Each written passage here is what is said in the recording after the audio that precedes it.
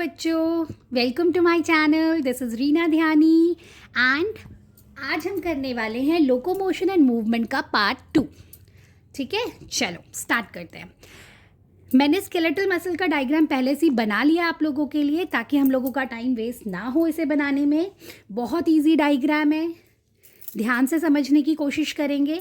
आपके पास क्या है, बोन्स हैं। हम सब जानते हैं कि हमारी बोन से हमारी मसल्स अटैच्ड होती हैं, है ना। तो बोन से मसल्स किस से अटैच्ड हैं? With the help of tendons. हमारे पास क्या है, टेंडन्स हैं जिनसे हमारी बोन्स अटैच्ड रहती हैं। बोन्स एंड मसल्स अटैच रहते हैं। ठीक है बच्चों, अब ये आपका आ गया tendon, these are your muscles, है ना। ये पूरा का पूरा एक मसल बंडल कहलाएगा। अब इस मसल बंडल के अंदर क्या क्या है? इस मसल बंडल के अंदर, नाम से समझ में आ रहा है बेटा, मसल बंडल यानी कि कई सारे मसल्स का क्या होगा, ये बंडल है, राइट। तो अब हम क्या करने वाले हैं, इसको थोड़ा डिटेल में पढ़ेंगे। सबसे पहले हम वर्ड पढ़ेंगे, व्हाट इज़ पेरीमाइसियम। पेरीमाइसियम क्या होता है? पेरीमाइसियम जो है बच्चा, वो एक पेरीमाइसियम जो है वो कनेक्टिव टिश्यू का लेयर है। किसका? जो कि सारे मसल फाइबर्स को इकट्ठा कर लेता है साथ में। So your perimysium is this one. ठीक है, दिस इज योर पेरीमाइसियम। ये क्या है? पेरीमाइसियम जो है कई सारे मसल फाइबर्स को क्या कर लेता है, ग्रुप कर लेता है। और ये ग्रुप करके क्या बना लेता है, एक मसल बंडल। एक मसल बंडल बन गया। ठीक है, तो मैं इसको आपको बताती हूँ कि हम इसे लिखते कैसे हैं। पेरीमाइसियम क्या है? It is a sheet of connective tissue. ये एक कनेक्टिव टिश्यू की शीट है दैट ग्रुप्स मसल फाइबर्स। और ये मसल फाइबर्स कितने हो सकते हैं बच्चा? ये इनका नंबर 10 to 100 हो सकता है। कितना हो सकता है इनका नंबर? 10 to 100 muscle fibres. ठीक है बच्चे, और ये सारे सारे मसल फाइबर्स जो कि 10 to 100 हैं, एक साथ मिलकर एक मसल बंडल तैयार करते हैं। प्लीज़ ये देख लेना, ये सी एल के साथ मिक्स हो गया। ठीक है, मसल बंडल बनता है। यहाँ तक आ गया समझ में बच्चों? चलो अब हम पढ़ेंगे व्हाट इज एंडोमाइसियम। अब ये एंडोमाइसियम क्या है? एंडोमाइसियम जो होता है बच्चे, ये वो लेयर है that surrounds individual muscle fibre. ये जो आप डॉट डॉट स्ट्रक्चर देख रहे हैं, अगर मैं इसका स्ट्रक्चर कुछ ऐसा बनाऊं, शायद तब आपको ज़्यादा अच्छे से समझ आएगा। ये स्ट्रक्चर है इसका। इस स्ट्रक्चर्स में आप इस तरह के ये देख रहे हैं, अंदर देख रहे हैं। तो इसकी जो बाहर की लेयर है, इसकी बाहर की लेयर को तो हम कहते हैं perimysium. This is your perimysium. ठीक है बच्चों, और ये अंदर जो है ये एक मसल फाइबर है, या फिर आप इसे मसल सेल्स बोल लो। तो क्या समझ आया आप लोग को कि जब कई सारे मसल फाइबर या मसल सेल्स जो कि 10 से लेके 100 तक हो सकते हैं नंबर में, वो जुड़ जाते हैं तो एक मसल बंडल तैयार करते हैं। यहाँ तक ठीक है? और इस मसल फाइबर की जो बाहर की लेयर है उसे एंडोमाइसियम कहते हैं। ठीक है, अब ये एंडोमाइसियम क्या है बच्चे? ये एक इम्पॉर्टेंट रोल प्ले करता है किस चीज़ में? सारे के सारे मसल फाइबर्स को एक दूसरे से सेपरेट करने में। तो हम कह सकते हैं कि इट इज़ अ की element that separates single muscle fiber from one another। और एक और बात इसमें बहुत इंपॉर्टेंट बताती हूँ कि ये एक हाईली डिफॉर्मेबल टिश्यू है। डिफॉर्मेबल टिश्यू समझते हो? डिफॉर्मेबल टिश्यू का मतलब होता है कि जो कि क्या कर सकता है, अपने आप को अडेप्ट करता है किसी भी चेंज के लिए। और यहाँ पर चेंज किस में आता है? वॉल्यूम में चेंज आता है ड्यूरिंग मसल कॉन्ट्रैक्शन। तो it is highly deformable tissue जिस भी बच्चे को नोट्स अगर इसके चाहिए तो प्लीज़ पॉज करके नोट्स कॉपी कर सकते हैं आप लोग. It is a highly deformable tissue, adapt itself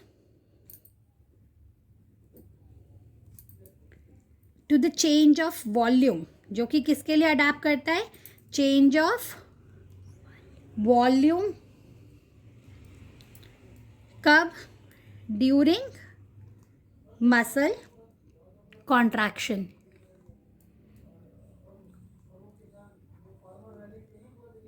muscle contraction के वक्त.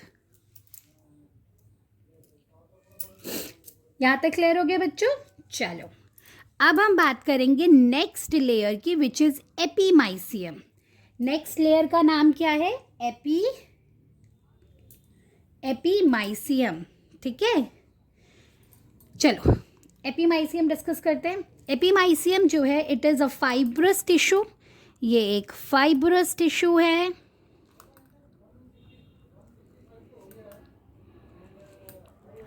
सराउंड्स स्केलेटल मसल, जो कि स्केलेटल मसल को सराउंड करता है. तो आप लोगों को क्या समझ आया अभी तक? कि सबसे पहली बात कि स्केलेटल सिस्टम में जब हम स्केलेटल मसल्स की बात करते हैं तो स्केलेटल सिस्टम में बोन से आपकी मसल्स अटैच्ड होती हैं with the help of tendons.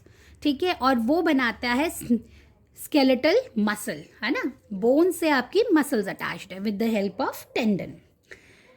फिर आपने पढ़ा कि इसकी 3 आउटरमोस्ट लेयर्स होती हैं, एपीमाइसियम, पेरीमाइसियम, एंडोमाइसियम. हर एक जगह पे मैंने आपको अभी क्लियर करा कि पेरीमाइसियम क्या है? Outer layer of muscle bundle, right. फिर क्या है? Muscle fibre. आपने देखा मसल फाइबर की आउटर लेयर को हम एंडोमाइसियम बोलते हैं. ऐसे ही एपीमाइसियम क्या है? ये वो फाइब्रस लेयर है जो कि पूरे कनेक्टिव टिश्यू जो कि पूरे स्केलेटल मसल्स को सराउंड करती हैं. ठीक है, so this is your epimysium. Epimysium यहाँ तक क्लियर हो गया? चलिए अब हम इसे थोड़ा सा और डिटेल्ड में पढ़ने की कोशिश करते हैं.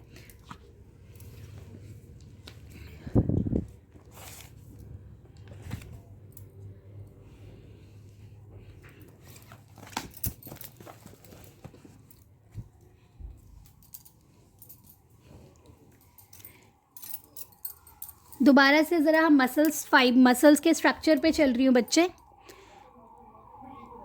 ये आपका मसल बंडल है जिसकी आउटर मोस्ट का लेयर नाम था एंडोमाइसियम. इसकी आउटर मोस्ट लेयर थी बेटा. ओ सॉरी, एंडोमाइसियम तो मसल फाइबर की थी. ये आपका मसल फाइबर है और आउटर मोस्ट लेयर थी पेरीमीसियम. ध्यान रखना बच्चों, मैंने गलती से बता दिया तो ऊपर वाला गलती से बोल दिया था, ध्यान रखिएगा. ऐसे कई सारे मसल फाइबर्स हैं जो मैंने अभी आपको पीछे डायग्राम में दिखाए थे. ये मैं आपको इसका थोड़ा सा वाइडर व्यू दिखाने की कोशिश कर रही हूँ ताकि आपको समझ आ सके. अब इन सारे मसल फाइबर्स में बच्चा हमारा यहाँ पर अटैच्ड होती है हमारे नर्व्स भी तो होती है, न्यूरॉन्स अटैच्ड होते हैं. तो यहाँ आपके न्यूरॉन्स अटैच्ड हैं इन पे. And when muscles are attached with neuron, ठीक है, then it is known as motor neurons. क्या कहते हैं इन्हें? हम मोटर न्यूरॉन्स भी कहते हैं. ठीक है, when muscles are attached with neurons. तो यहाँ पर एक और नया टर्म आप सुनेंगे, मोटर न्यूरॉन्स. एंडोमाइसियम है. अब एंडोमाइसियम की जब बात हो रही है तो ये एक मसल फाइबर है बच्चा.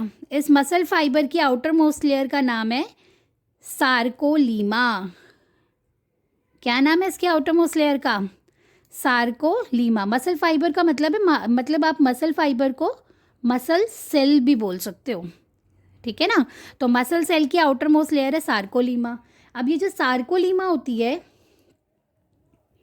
ये बिल्कुल प्लाज्मा मेम्ब्रेन जैसी होती है. जैसे बाकी सेल्स के पास प्लाज्मा मेम्ब्रेन होती है तो मसल सेल के पास सार्कोलीमा होती है. ठीक है. दूसरा, इसका जो साइटोप्लाज्म है, अंदर जो फ्लूइड इसमें भरा होता है उसे कहते हैं सार्कोप्लाज्म. क्या कहते हैं बेटा? सार्कोप्लाज्म. सार्कोप्लाज्म क्या है? जैसे बाकी सेल्स के पास साइटोप्लाज्म होता है वैसे ही इसके पास सार्कोप्लाज्म होता है. आप चाहो तो इसे कह सकते हो कि it is a cytoplasm of a myocyte. Myocyte मतलब मसल सेल्स. तो मसल सेल्स का जो सार्कोप्लाज्म है उसे हम साइटोप्लाज्म को हम सार्कोप्लाज्म कहते हैं. अब ये जो आपका सार्कोप्लाज्म है, it is comparable with the cytoplasm of all the cells except in one thing, कि इनके पास they also contain large number of glycosomes. इनके पास लार्ज नंबर में ग्लाइकोसोम्स होते हैं. And they have a significant amount of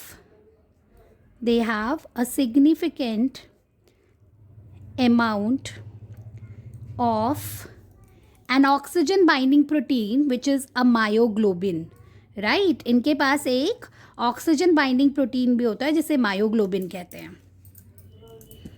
याद रखिएगा, it is an oxygen binding protein. जैसे सेल्स में हीमोग्लोबिन होता है वैसे मायोग्लोबिन होता है मसल्स के पास, which is an oxygen binding protein. तो बाकी सारे सेल्स के अंदर, जैसा बाकी सारे सेल्स में साइटोप्लाज्म होता है, तो इसका cytoplasm will also contain the same things, but they also have these two things, right? They have glycosomes, they have myoglobins. And what are glycosomes? These are the granules of stored glycogen. These are the granules of stored glycogen के stored क्या है? ये granules है बच्चे. Glycogen पता है, stored form of glucose. Glucose किस form में स्टोर होता है हमारी बॉडी में? Stored form of glucose is glycogen.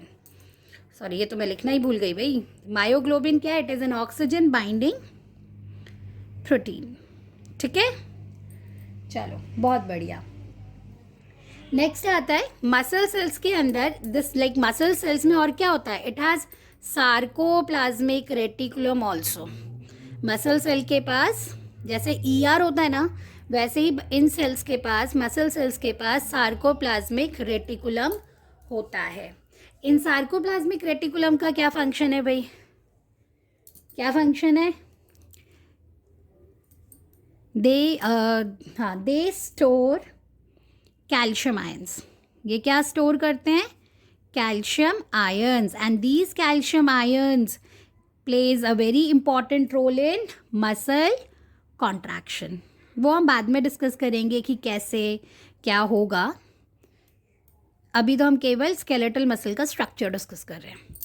ठीक है, तो सार्कोप्लाज्मिक रेटिकुलम जो कि एक मेम्ब्रेन बाउंड ऑर्गेनेली है. Membrane bound organelle. ठीक है, so sarcoplasmic reticulum is a membrane bound organelle. They store calcium ions and it has very important role in muscle contraction. So I hope आपको ये chapter यहाँ तक तो अभी structure clear हो गया होगा. यहाँ पर हम एक बात और बोलेंगे, या एक लाइन समझ लीजिए. हम बार बार डिस्कस करते हैं कि जितने भी मसल बंडल हैं, each muscle bundle contains a number of muscle fibres. इन सब के अंदर लार्ज अमाउंट में मसल फाइबर्स हैं, जो कि मैंने अभी आपके साथ डिस्कस किया, approximately up to 10 to 100. And these are bounded bye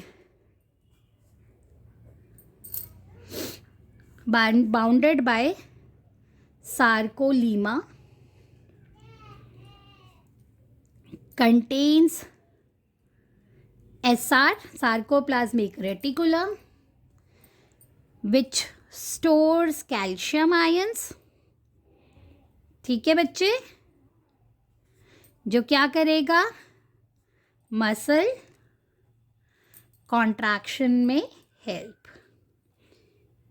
एक और इम्पॉर्टेंट बात बच्चे यहाँ पर ये है कि जितने भी आपके मसल फाइबर्स होते हैं, हाँ, या मसल सेल्स होते हैं, यहाँ पर देखेंगे आप, ये muscle fibre is your multi nucleated. It has large number of nuclei on its surface, right? तो उसके वो क्या है, इसके ये एक मल्टी न्यूक्लिएटेड होता है. तो आप कह सकते हैं कि मसल फाइबर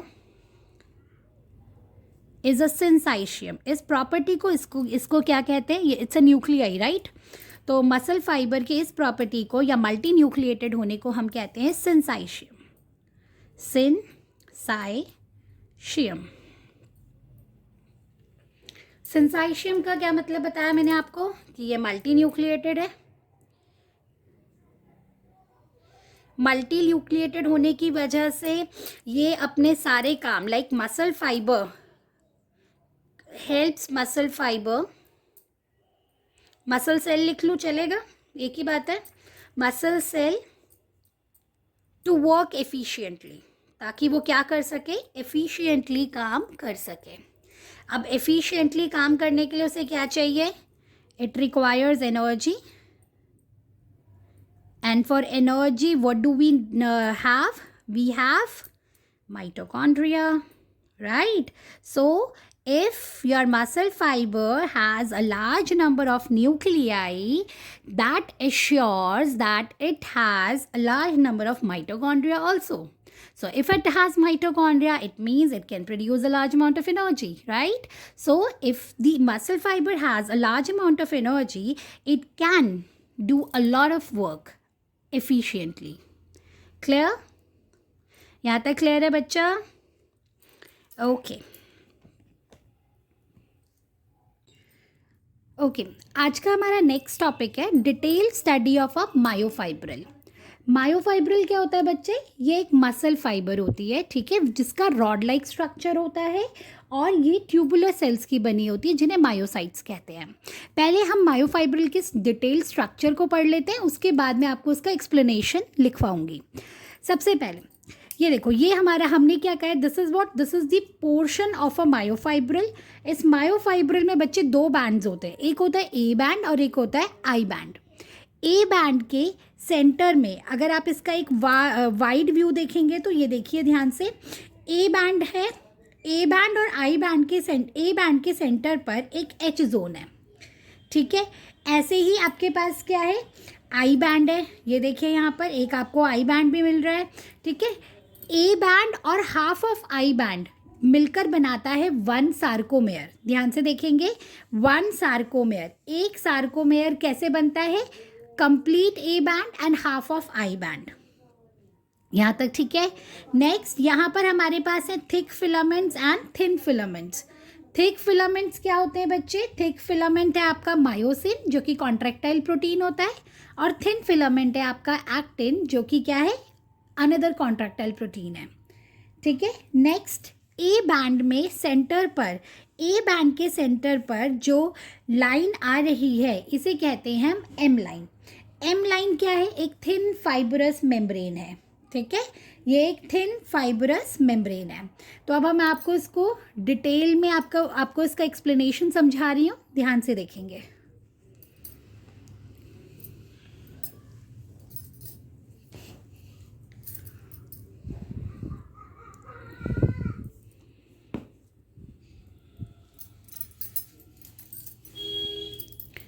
सबसे पहला हमारा टर्म है कि मायोफाइब्रिल क्या होता है।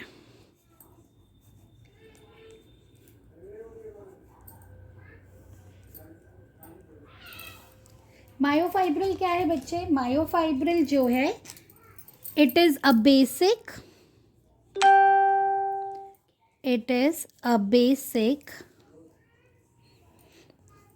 Rod like unit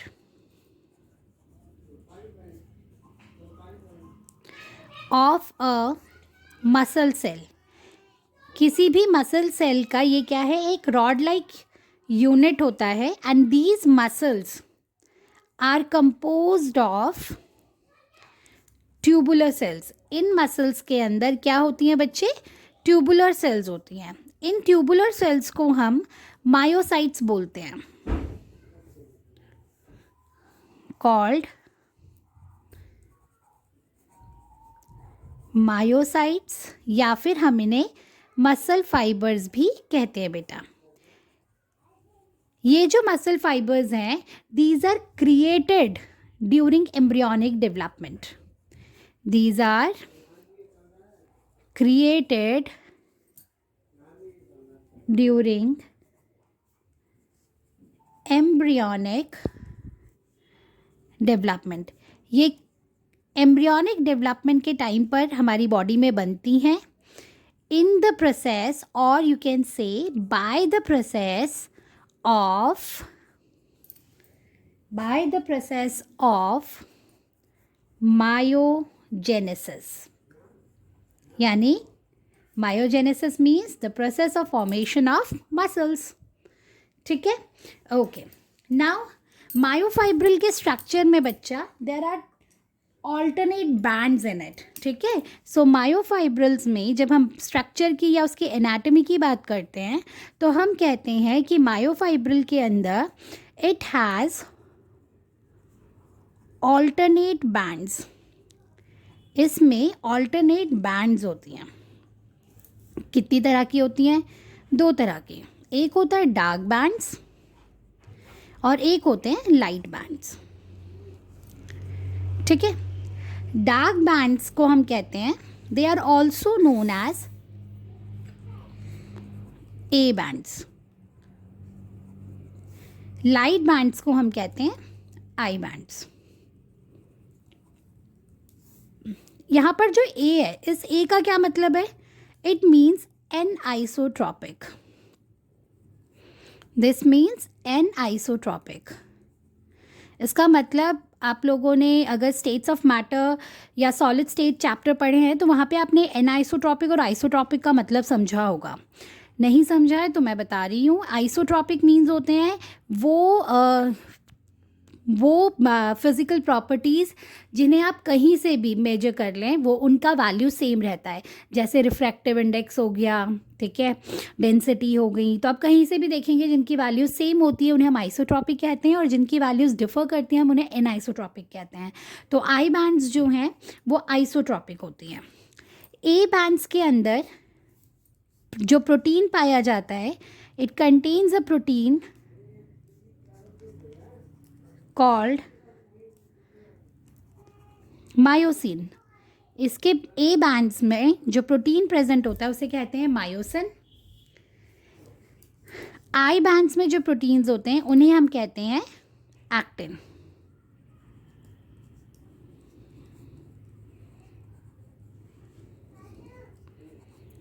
called actin. ठीक है, मायोसिन्स आर थिकर देन एक्टिन। ये एक्टिन से ज़्यादा थिक होते हैं, इसीलिए हम इन्हें थिकर मायोफिलामेंट्स भी कहते हैं। दे आर नोन एज, लिख रही हूँ मैं ये, they are known as thicker myofilaments.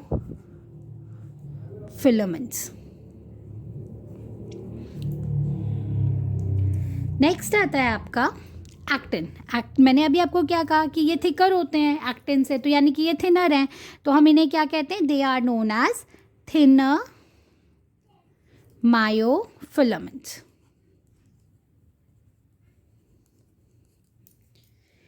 ये दोनों मैंने आपको इससे पहले भी बताया कि जब मैंने आपसे कहा था कि ये स्ट्राइटेड मसल्स होती हैं, तो स्ट्राइटेड मसल्स में जो स्ट्राइशंस होती हैं वो एक्टिन एंड मायोसिन की वजह से होती है। तो both of them give striated appearance. Both of them give striated appearance. ठीक है, कहाँ पे मिलती है striated appearance? To myofibrils. Myofibrils में जो striated appearance है that is because of the presence of contractile proteins, and those are myosin and actin. Next, ये जो दोनों मायोसिन और एक्टिन प्रोटीन्स हैं, these are rod like and parallel to each other, right? So मैं ऐसे myosin इन्हीं को continue कर लेती हूँ यहीं से। Both these proteins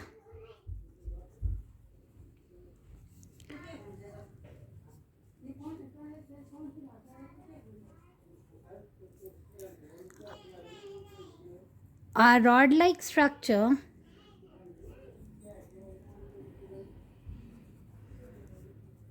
parallel to each other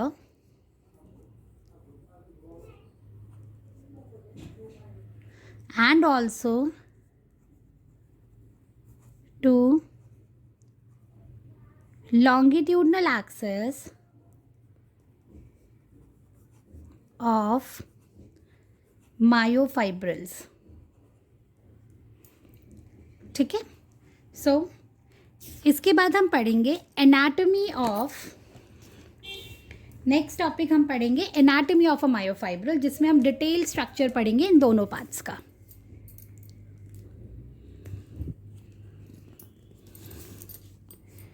heading डाल रही हूँ, एनाटॉमी ऑफ अ मायोफाइब्रिल.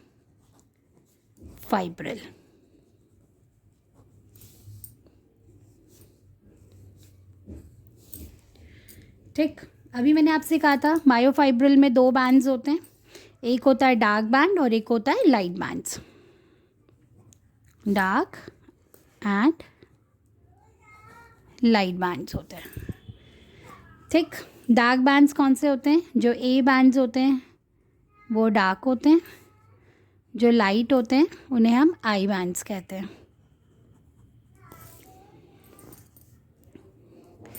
कहते हैं ए बैंड के बीच में, मैंने आपको बताया था इसके सेंटर में एक थिन फाइब्रस मेम्ब्रेन होती है. ठीक है, एक thin fibrous membrane present at the middle of A band, present in the middle of A band, called M line. क्या कहते हैं उसे? एम लाइन कहते हैं. ठीक है, अब इस एम लाइन का क्या फंक्शन है भाई? इसका फंक्शन है कि थिक मायोफिलामेंट्स को एक साथ होल्ड करना. तो it holds the thick myofilaments together. Filaments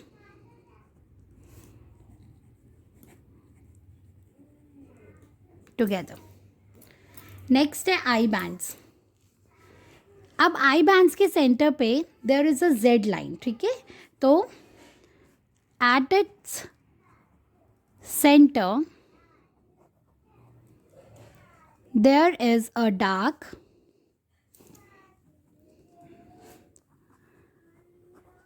membrane called Z line. यहाँ पर एक डार्क मेम्ब्रेन होती है जिसे हम क्या कहते हैं बेटा? जेड लाइन कहते हैं. और ये कैसा फाइबर है? ये किस तरह का मेम्ब्रेन होता है? It is an elastic fibre. ठीक है,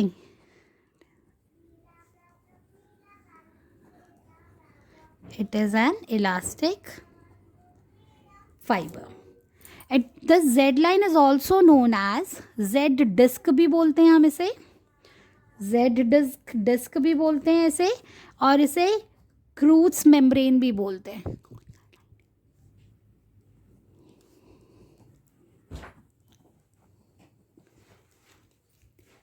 इसे क्रूट्स मेम्ब्रेन भी बोलते हैं. ठीक है, नेक्स्ट है, कहते हैं कि अब सार्कोमेयर का यहाँ पर वर्ड आ जाता है, टर्म आएगा यहाँ पे सार्कोमेयर. कैसे आया बच्चे? कहते हैं दो सक्सेसिव जेड लाइंस के बीच में पार्ट ऑफ द मायोफाइब्रिल. ठीक है, part of the myofibril between two successive Z line known as sarcomere. दो सक्सेसिव जेड लाइंस के बीच में जो होता है उसे क्या कहते हैं? सार्कोमेयर कहते हैं बेटा. अगर आपको याद आ रहा हो तो मैंने आपको पीछे बताया था कि A band complete and half of I band, ठीक है, वो एक सार्कोमेयर बनाता है. तो हम कह सकते हैं कि अ सार्कोमेयर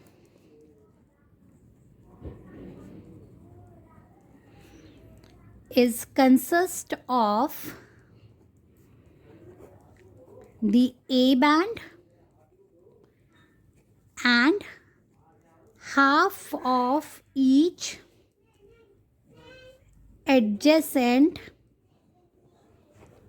I band. ठीक है, A band के सेंटर पे, at the center of A band जहाँ पर ए एंड आई बैंड्स, आप सबको पता है कि A and I bands are alternatively arranged. ये कैसे हैं? दीज आर ऑल्टरनेटिवली अरेंज्ड होते हैं बेटा। तो कहता है at the centre of A band, A band के सेंटर पर बच्चा एक पोर्शन ऐसा होता है which is not overlapped by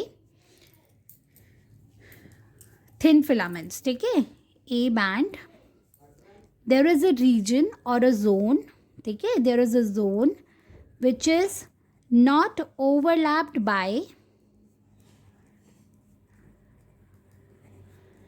thin membrane, जो कि थिन मेम्ब्रेन से ओवरलैप नहीं होती।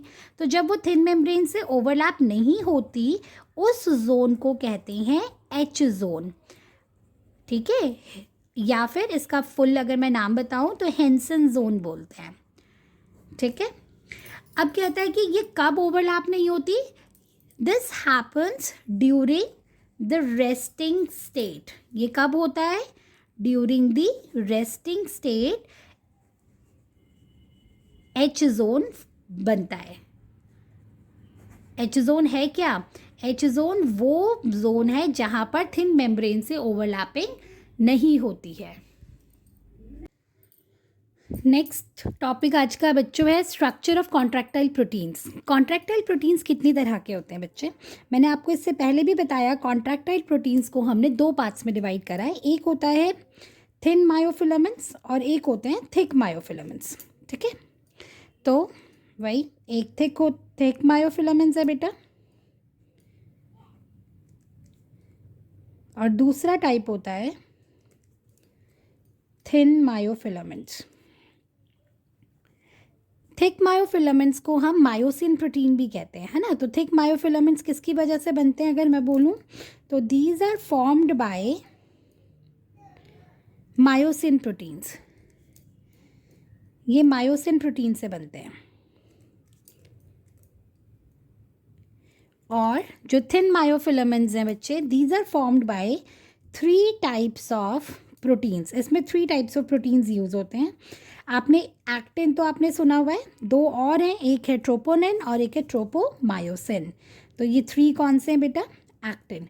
अगर आपसे पेपर में पूछा जाए कि नेम 2 कॉन्ट्रैक्टाइल प्रोटीन्स, ठीक है, तो आप क्या देंगे? मायोसिन और एक्टिन का नाम बताएंगे। पर अगर आपसे पूछा जाए कि नेम 4 कॉन्ट्रैक्टाइल प्रोटीन्स, तो आप बोलेंगे actin, troponin and tropomyosin.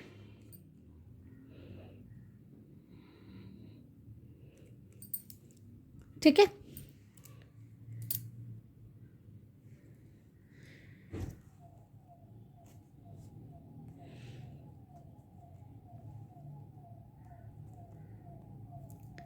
Next, इन चारों को कलेक्टिवली बोला जाता है, all 4 of them are collectively known as contractile proteins, जो मैंने अभी आपको बताया।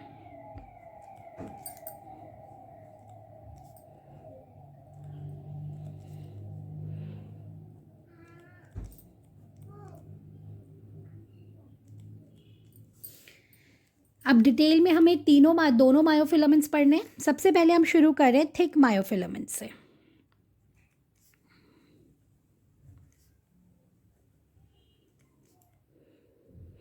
थिक मायोफिलामेंट को बेटा हम प्राइमरी मायोफिलामेंट्स भी बोलते हैं।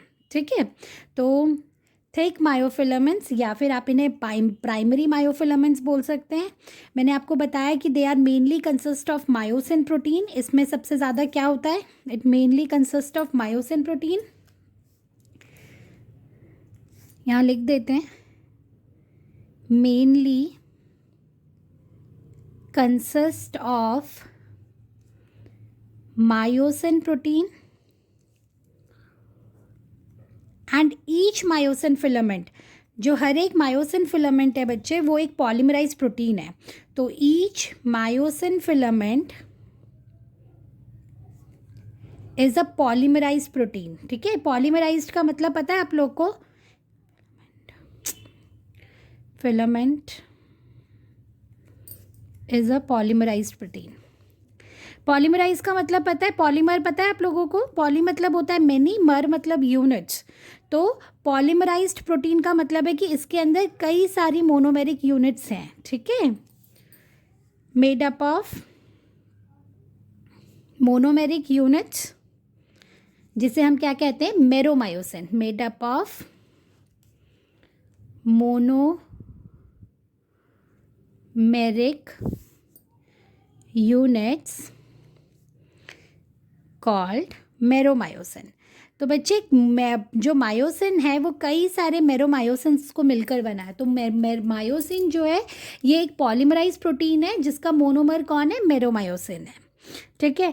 अब कहता है हर एक में जो मेरोमायोसिन है, दिस मेरोमायोसिन हैज़ 2 पार्ट्स। इसके कितने पार्ट्स होते हैं, इट हैज़ 2 इम्पॉर्टेंट पार्ट्स हैं इसके।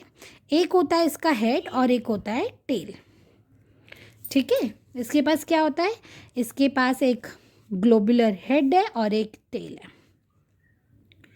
इसका स्ट्रक्चर भी अभी मैं आराम से डिस्कस करूंगी आपके साथ। पहले आ गया ग्लोबुलर हेड एंड टेल। कहता है ग्लोबुलर हेड में बच्चा एक शॉर्ट आर्म होती है इसके पास, जिसे हम कहते हैं it has a short arm, ठीक है। अभी मैं डायग्राम समझाऊंगी आपको तो जल्दी समझ आ जाएगा आप लोगों को। It has a short arm called, जिसे हम HMM भी कहते हैं, हैवी मेरोमायोसिन, हैवी मेरोमायोसिन, ठीक है। ये जो HMM कंपोनेंट होता है इट इज़ प्रोजेक्टेड आउटवर्ड, ये बाहर की तरफ को निकला हुआ होता है, projected outward at regular distance,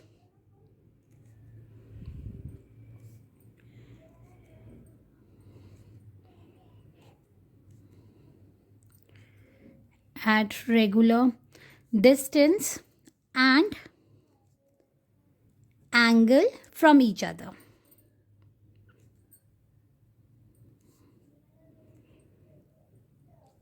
किसकी सरफेस से, from the surface of a myosin filament, from the surface of a myosin filament. Myosin filament में एक शॉर्ट आर्म होती है जिसे हम हेवी मेरोमायोसिन कहते हैं, और ये थोड़ा सा बाहर की तरफ को निकला हुआ स्ट्रक्चर होता है, ठीक है बेटा। मायोसिन फिलामेंट, इस मायोसिन फिलामेंट को हम कहते हैं which is known as cross arm, ठीक है। इसका मैं डायग्राम आपको बता रही हूँ, अभी थोड़ा ध्यान से देखेंगे डायग्राम को।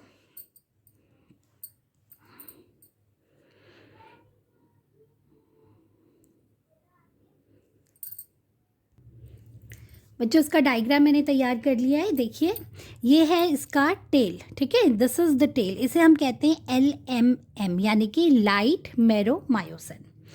और ये जो पूरा हिस्सा है इसका, इसे कहते हैं क्रॉस आर्म, जिसकी मैं बात कर रही थी कि क्रॉस आर्म वो रीजन होता है जो कि बाहर की तरफ को प्रोट्रूड आउट होता है, ठीक है, बाहर की तरफ को निकला हुआ, इस हिस्से को हम कहते हैं क्रॉस आर्म।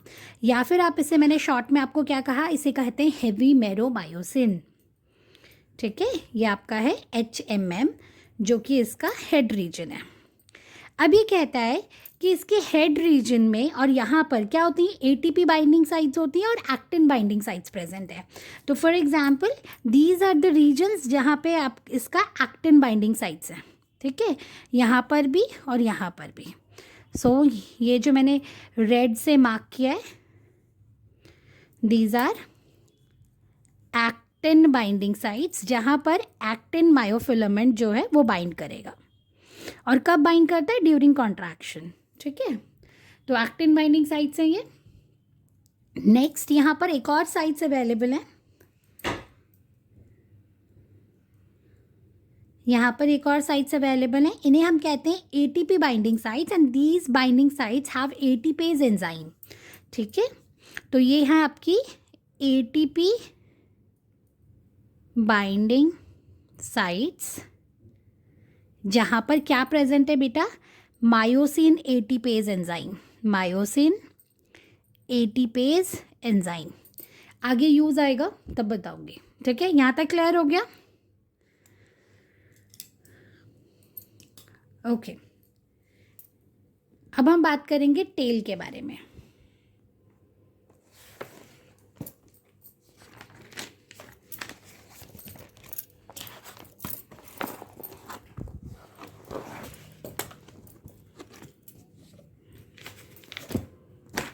अभी मैंने आपको इसका टेल का स्ट्रक्चर दिखाया था बेटा, दिखाया था ना।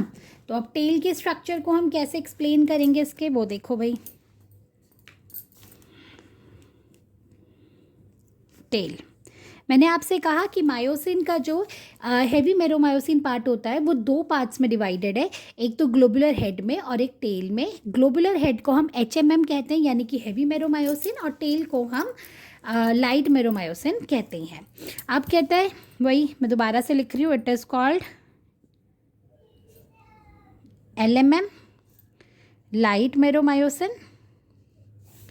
इसमें दो आइडेंटिकल हैवी चेन्स और दो आइडेंटिकल लाइट चेन्स प्रेजेंट होती हैं, सॉरी 4 आइडेंटिकल लाइट चेन्स होती हैं, हैज़ 2 आइडेंटिकल हैवी, आइडेंटिकल मतलब जो एक जैसी हैं, identical heavy and 4 light chains are present.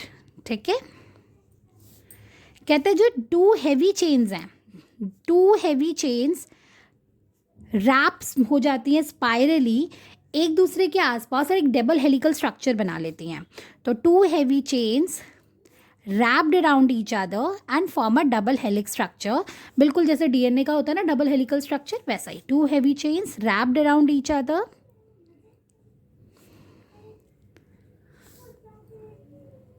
forms a double helix.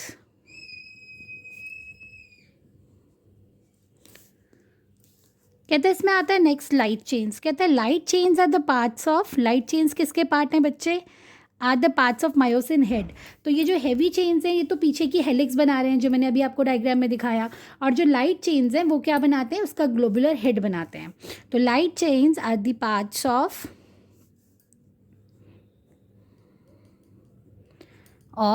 The myosin head. Myosin head का जो पार्ट है वो किससे बना हुआ है बेटा, लाइट चेन से बना हुआ है, जो 4 लाइट चेन्स हमारे पास है। And it helps to control the function of head. क्या फंक्शन है इसका, it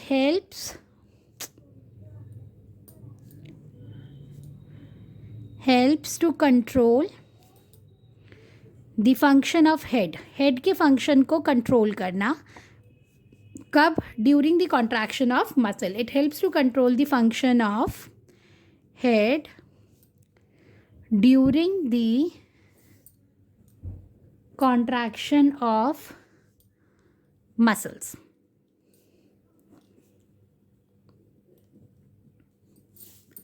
next type of myofilament था बेटा हमारा थिन मायोफिलामेंट।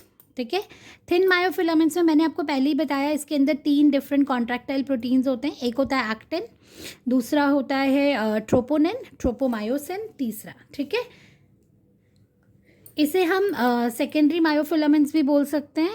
आप चाहो तो यहाँ पे मैं लिख देती हूँ 2 डिग्री मीन सेकेंडरी, आप लोगों ने केमिस्ट्री में पढ़ा होगा सेकेंडरी मायोफिलामेंट्स। पर आप बुक में अपने स्कूल की कॉपी में अगर लिखना चाहें तो please write down secondary only, spellings में लिख सकते हैं आप। Next, it is composed of 3 proteins. ये 3 प्रोटीन्स से मिलकर बना है। कौन कौन सी बेटा, एक है एक्टिन, अभी बताया मैंने। The second very important protein is tropomyosin. The third one is troponin. ठीक है, तो एक्टिन क्या है बच्चे, सबसे पहले एक्टिन डिस्कस करते हैं। It is a globular protein, ये एक ग्लोबुलर प्रोटीन है। मतलब ग्लोबुलर का क्या मतलब होता है, a protein which is having a globular structure, isn't it right. So globular protein जिसका मॉलिक्यूलर वेट कैसा है बेटा, it has a low molecular weight. ये बना हुआ है किससे, it is made up of 2 F actins. ये 2 F एक्टिन्स से मिलकर बना है।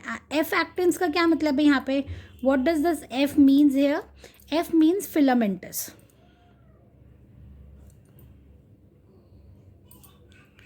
ठीक है, and these F actins are helically wrapped around each other. Helically wrapped around each other. ठीक है, अगर मैं एफ एक्टिन की बात करूँ तो this F actin is also a polymer of, ये किसका पॉलीमर है बच्चा? पॉलीमर मतलब किससे मिलकर बना हुआ है? मोनोमेरिक जी एक्टिन से. It is a polymer of monomeric G actin. ठीक है, okay. Next is tropomyosin. Tropomyosin कैसा है बच्चे? It is 2 filaments of this protein run close to the F actin throughout its length. कहते हैं ये क्या है? ये भी एक फिलामेंटस प्रोटीन है जो कि इसमें 2 फिलामेंट्स होते हैं इस प्रोटीन के. 2 filaments of this protein run throughout the F actins. पूरे एफ एक्टिन्स को रैप कर लेते हैं या उसके साथ साथ चलते हैं. ठीक है, प्रोटीन्स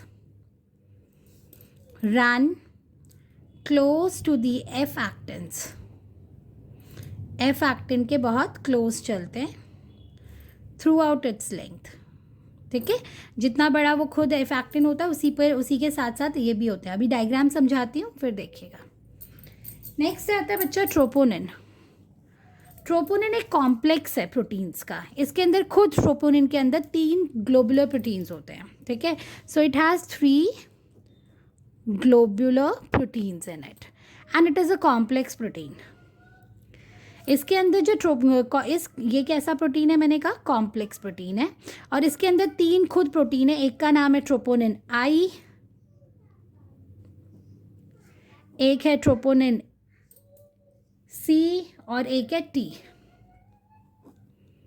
ट्रोपोनिन सी और मैंने क्या कहा? एक और है ट्रोपोनिन टी. तो ट्रोपोनिन के अंदर 3, ये ट्रोपोनिन जो है बच्चा वो एक ग्लोबुलर प्रोटीन है जो कि एक कॉम्प्लेक्स है जिसके अंदर 3 डिफरेंट प्रोटीन्स है. एक है troponin I, troponin C, troponin T. यहाँ तक क्लियर हो गया? And these 3 proteins are distributed at regular intervals on tropomyosin. These are distributed on regular intervals on tropomyosin. तो ये ट्रोपोमायोसिन के ऊपर रेगुलर इंटरवल्स में प्रेजेंट होते हैं. ठीक है,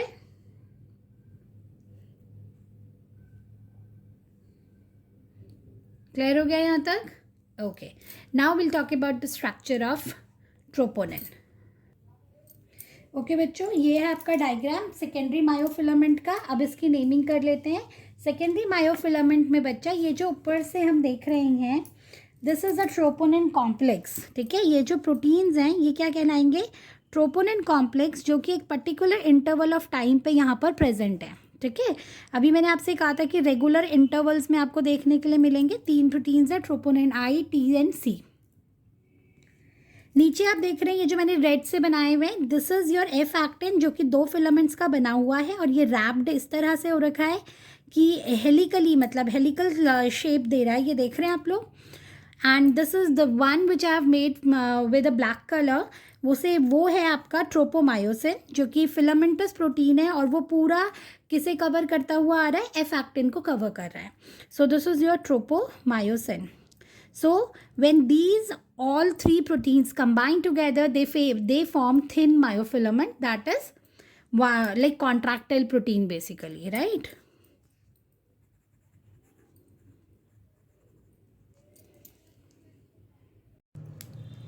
आज का हमारा नेक्स्ट टॉपिक है muscle contraction.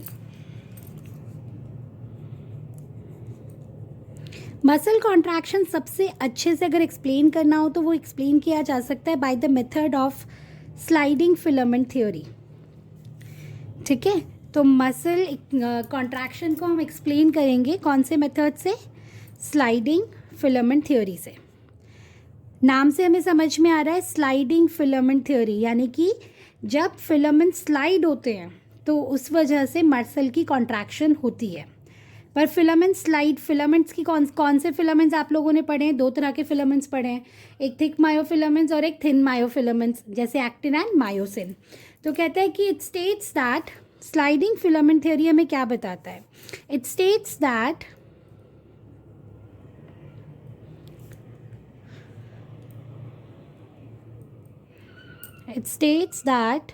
the contraction of muscles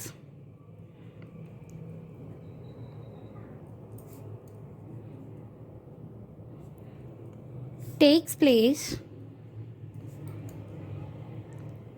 by the sliding of a thin and thick myofilament. Takes place by the thin and thick myofilaments. Both the filaments passed over each other. Both the filaments passed over each other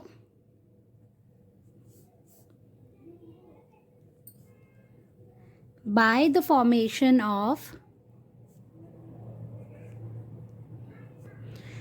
cross bridge. तो basically यहाँ पर cross bridge formation का एक बहुत important role है, किसमें? Sliding filament theory में and contraction में।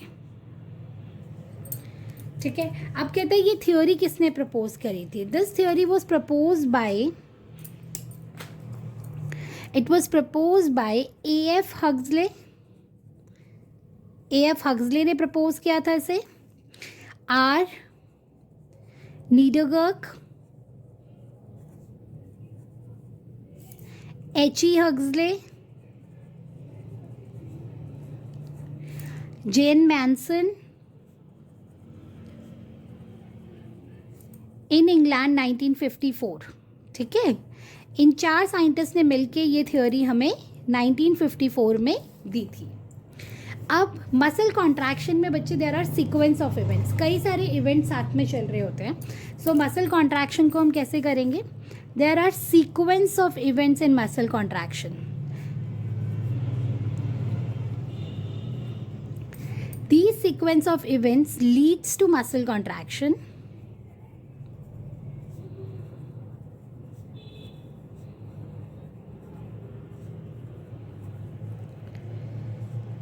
सबसे पहले बच्चे हमारे CNS से कुछ सिग्नल्स जो हैं वो इनिशिएट होते हैं। तो CNS से signals are initiated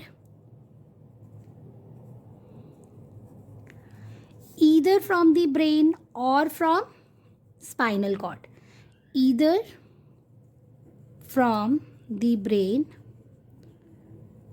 or spinal cord। ये जो सिग्नल्स है बच्चे किसके थ्रू हमारे मोटर मसल्स तक पहुंचते हैं? ये मसल फाइबर्स तक पहुंचेंगे through motor neurons, through motor neurons. तो मैंने अभी तक आपको क्या बताया कि जो मसल की कॉन्ट्रैक्शन का इवेंट जो है वो कैसे इनिशिएट होता है? वो ब्रेन से इनिशिएट होगा या फिर स्पाइनल कॉर्ड से इनिशिएट होगा। आपके सिग्नल्स मसल फाइबर्स के पास पहुंचेंगे through motor neuron. Muscle fibers with motor neuron forms a unit which is known as motor unit.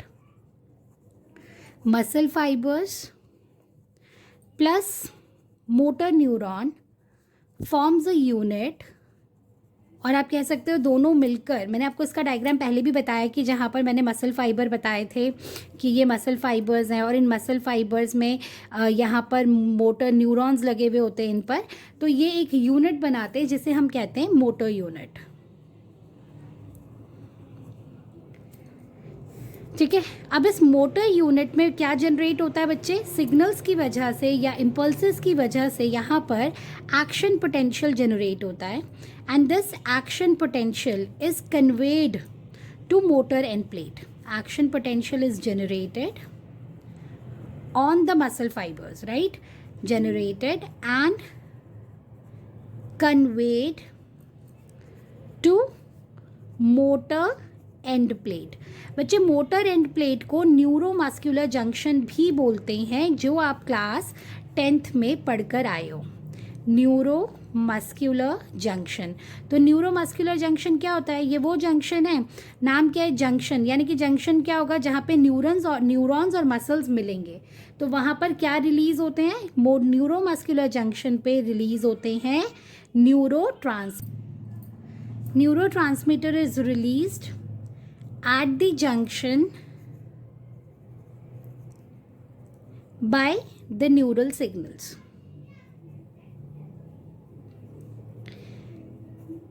कौन सा है न्यूरोट्रांसमीटर? न्यूरोट्रांसमीटर का एग्जाम्पल मैं बोलूँ तो क्लास 10th में पढ़ा है आप लोगों ने, acetyl choline. So acetyl choline is release that neuromuscular junction, और वो वहाँ से क्या जनरेट करता है? ये neurotransmitter helps in generating action potential, helps in generating action potential generate करता है। कहाँ? इन दी सार्कोलीमा। ठीक है बच्चों?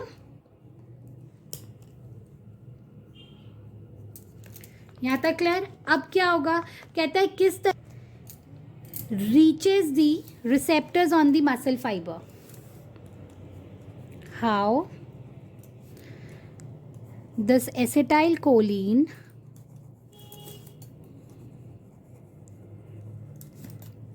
reaches receptors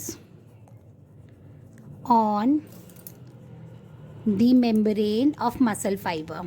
हम लोग कह रहे थे कि यहाँ पर एक्शन पोटेंशियल जनरेट हुआ, तो एक्शन पोटेंशियल जनरेट कैसे हुआ? जब एसिटाइल कोलिन हर जगह पर पहुँच गया, किसके? मसल फाइबर के। ठीक है, तो मसल फाइबर पे आपका न्यूरोट्रांसमीटर स्प्रेड हो जाता है, जिसकी वजह से जो मसल चैनल होते हैं इट गेट्स ओपन। ठीक है, मसल चैनल ओपन अप हो जाते हैं, opens, and the process that contracts and relaxed. ठीक है, वो प्रोसेस स्टार्ट हो जाएगा, and the process that contracts and contract और रिलैक्स्ड मसल, किसी भी रिलैक्स मसल को कॉन्ट्रैक्ट करने का जो प्रोसेस होता है वो स्टार्ट हो जाएगा, बिगिंस। ठीक, अब ये जो ओपन चैनल्स है, इन ओपन चैनल्स में क्या होता है? These open channels allows the influx मतलब अंदर की एंट्री। तो ये जो ओपन चैनल्स हैं ये अलाउ करते हैं entry of sodium ions, allows the influx of Na+ ions। Sodium ions का इन्फ्लक्स हो जाएगा कहाँ? साइटोप्लाज्म के अंदर ऑफ मसल फाइबर। Na+ यानी कि सोडियम आयन के इन्फ्लक्स की वजह से मसल फाइबर्स के पास कुछ मैसेजेस जाते हैं। Influx sends messages within muscle fiber। ये क्या मैसेजेस सेंड कर रहा है? To trigger the release of stored calcium ions, ताकि स्टोर्ड कैल्शियम आयंस को रिलीज किया जाए। To trigger, to release, okay, और to trigger the release of stored calcium ions। जो कैल्शियम आयन स्टोर्ड हैं उन्हें रिलीज कर दे। ठीक है, अब ये जो कैल्शियम आयन है, इन कैल्शियम आयन का सबसे इंपॉर्टेंट रोल किस में है? मसल कॉन्ट्रैक्शन में। ये किस में हेल्प करते हैं? It helps in muscle contraction. ठीक है, तो क्या होगा? जैसे ही कैल्शियम आयन का लेवल बढ़ता जाएगा, ठीक है, क्योंकि उसका रिलीज तो ट्रिगर हो गया है, so increase in calcium ion level binds these calcium ions that bind themselves to troponin subunit, binds to troponin subunit। ये troponin subunit से बाइंड हो जाते हैं, जिसकी वजह से बच्चों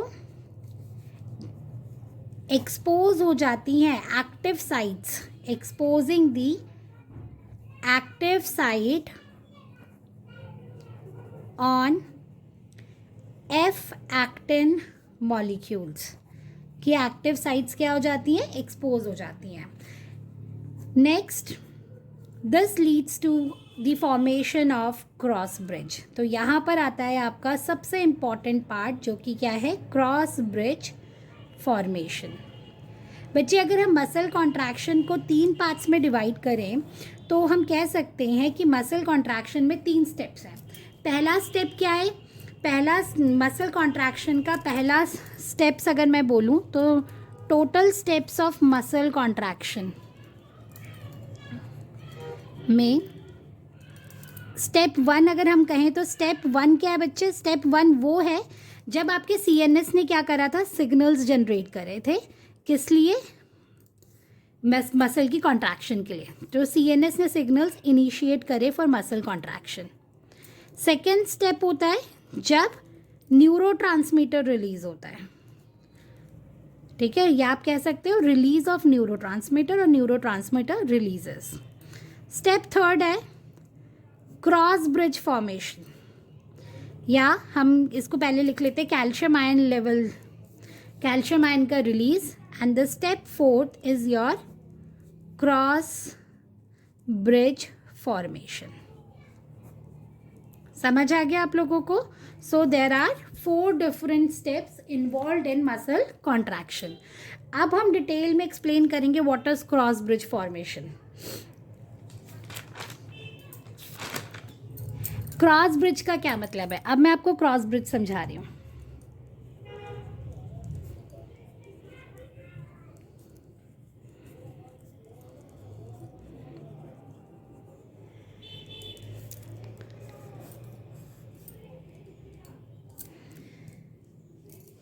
क्रॉस ब्रिज जो है इट एक्सप्लेन्स द रिलेशनशिप. ये क्या करता है, क्रॉस ब्रिज एक्सप्लेन करता है बच्चे relationship between the, it explains the relationship between the chains of contractile protein. जैसे एक्टिन, मायोसिन, ट्रोपोमायोसिन, ट्रोपोनिन, इनके बीच में क्या रिलेशनशिप है वो हम क्रॉस ब्रिज फॉर्मेशन से एक्सप्लेन कर सकते हैं.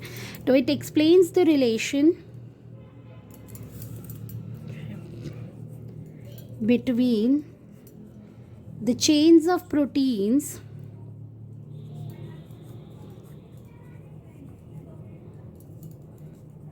within the muscle cell leading to muscle contraction. ठीक है, अब ये कैसे होता है, इसमें सबसे पहला स्टेप है बच्चे कि जो ATP है, ATP molecule joins the active site on myosin head. ये एक्टिव साइट को मायोसिन हेड के ज्वाइन कर लेता है. आप लोग को मैंने मायोसिन का स्ट्रक्चर बताया था, तो ये मायोसिन हेड पे जाके जुड़ जाता है ऑफ थिक मायोफिलामेंट, यानी कि मायोसिन फिलामेंट के मायोसिन हेड पर जाके जुड़ जाएगा, क्योंकि वहाँ पर ATP बाइंडिंग साइट्स होती हैं. उन ATP बाइंडिंग साइट्स पर एक एंजाइम होता है ना. मायोसिन हेड पर एक एंजाइम प्रेजेंट है जिसका नाम है, इट कंटेन्स एन एंजाइम जिसका नाम है मायोसिन एटीपेज. ये मायोसिन एटीपेज कन्वर्ट करता है किसको, ATP को ADP, inorganic phosphate plus energy में. ठीक है, किसकी प्रेजेंस में, कैल्शियम आयन और मैग्नीशियम आयन की प्रेजेंस में. ये जो एनर्जी है, this energy is transferred to myosin head. ये एनर्जी वापस से किसे ट्रांसफ़र हो जाती है बच्चे, मायोसिन हेड को, विच एनर्जाइजेस एंड स्ट्रेटन्स. जो क्या करेगा, एनर्जाइज कर देगा और स्ट्रेट कर देता है किसको, मायोसिन हेड को, ताकि वो एक्टिन से बाइंड हो जाए. Straightens to join an active site on actin myofilament. ठीक है, जिसकी वजह से क्या बन गया यहाँ पे बच्चे, एक क्रॉस ब्रिज बन गया between actin and myosin.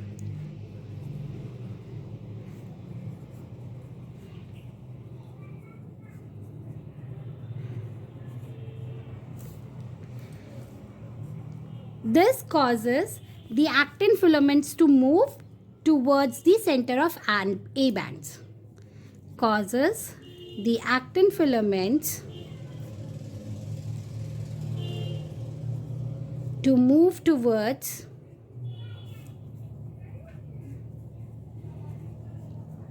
the center of A bands. ये A bands के सेंटर पे मूव करने लग जाएंगे. ए बैंड्स के पास क्या होती है फिर, जेड लाइन. तो Z line is also pulled inwards. Z line भी कहाँ की तरफ को मुड़ जाएगी, अंदर की तरफ को, is also pulled inwards, causing shortening of sarcomere, जिसकी वजह से सार्कोमेयर का साइज छोटा हो जाएगा. Shortening of sarcomere. That is, अगर शॉर्टनिंग होगी तो क्या होगा, कॉन्ट्रैक्शन होने लग जाएगी. That is contraction. Now during contraction A bands retain the length. ठीक है, ए बैंड का लेंथ तो रिटेन रहेगा. During contraction the length of A band retains and I band gets reduce. A band का length क्या रहेगा, retain, जबकि I band की जो लेंथ है वो क्या हो जाएगी, रिड्यूस हो जाएगी. मायोसिन हेड रिलीज कर देगा अपने एडीपी और इनऑर्गेनिक फॉस्फेट्स को. Myosin head releases ADP and inorganic phosphate, relaxes to its lower energy state, और वो relaxed होकर अपने lower energy state पर वापस चले जाएंगे. ठीक है, और क्या होगा, जो जो मायोसिन हेड था वो भी क्या हो जाएगा, डिटैच हो जाएगा. So myosin head detaches from actin myofilaments when new ATP joins it. जब नया ATP उसे ज्वाइन करता है तो वो अपना हेड वहाँ से डिटैच कर देता है. ठीक है, और जिस वजह से यहाँ पर क्रॉस ब्रिज टूट जाते हैं. तो अगर क्रॉस ब्रिज टूट गए तो अब मसल कॉन्ट्रैक्ट नहीं हो सकती. ठीक है, यानी कि अब कौन सा वाला स्टेट आने लग गया, रिलैक्सेशन स्टेट.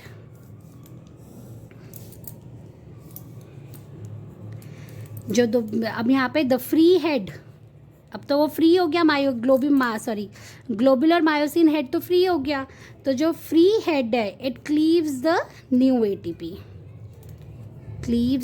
एटीपी,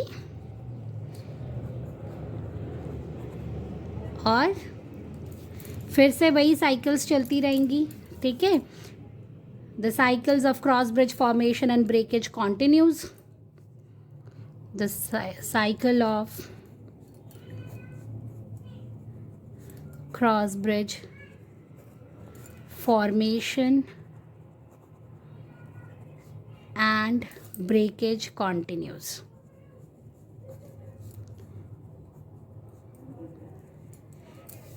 बच्चे ये तो था पूरा मैकेनिज्म किसका, मसल कॉन्ट्रैक्शन का. अब हम पढ़ेंगे मसल रिलैक्सेशन कैसे होता है. मसल रिलैक्सेशन बहुत इजी है। आपको मैंने बताया था कि कैल्शियम आयंस कॉन्ट्रैक्शन में हेल्प करते हैं, है ना, जब वो रिलीज्ड होते हैं। तो अगर कैल्शियम आयन वापस से सार्कोप्लाज्म में चले जाएं तो एक्टिव साइट्स ब्लॉक हो जाएंगी, ठीक है, जिसकी वजह से जेड लाइन अपनी ओरिजिनल पोजीशन पे रिटर्न बैक हो जाएंगे। तो after contraction the calcium ions are pumped back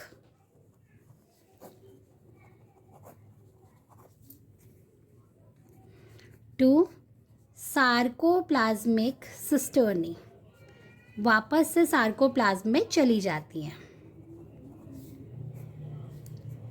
blocking the active site on actin myofilaments.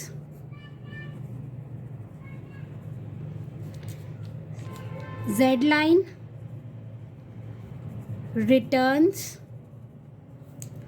to original position, that is relaxation, यानी कि अब मसल्स रिलैक्स्ड हो जाएंगी। बच्चों, अगर आपको मेरा वीडियो समझ आया हो और अच्छा लगा हो तो प्लीज़ लाइक, शेयर और सब्सक्राइब ज़रूर करना। Thank you.